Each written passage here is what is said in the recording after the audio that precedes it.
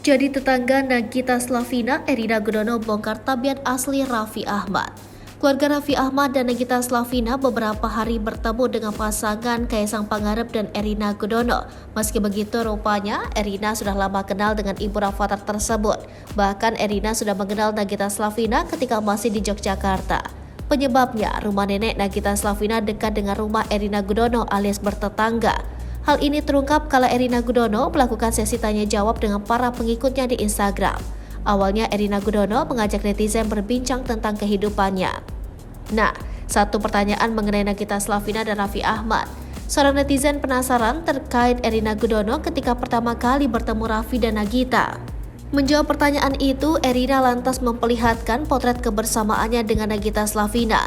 Dalam potret itu, Nagita mendekatkan wajahnya dengan Erina sembari melemparkan senyuman manis ke arah kamera.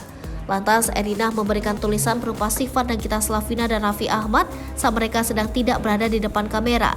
Ternyata Erina sudah tahu Nagita Slavina sejak lama. Penyebabnya rumah nenek Nagita Slavina sangat dekat dengan rumah Erina Gudono. Menurut Erina, Nagita Slavina punya kepribadian yang begitu baik. Seru, humble, dan baik banget. Sebetulnya kalau pertama tahu Kak Gigi itu di Jogja karena rumah neneknya itu dekat sama rumahku. Kita sama-sama dari Jogja. Dari dulu ya udah cantik dan emang aslinya baik plus pintar, tulis Erina Gudono. Sifat Raffi Ahmad juga diungkapnya. Erina menyebut Raffi adalah pribadi pekerja keras dan bertenaga. Selain soal Raffi dan Nagita, Erina juga menjawab pertanyaan soal apa yang dirindukan soal Jogja. Ternyata Erina kangen dengan makanannya. Ini karena kala masih pacaran makan siang di geprek Bu Made.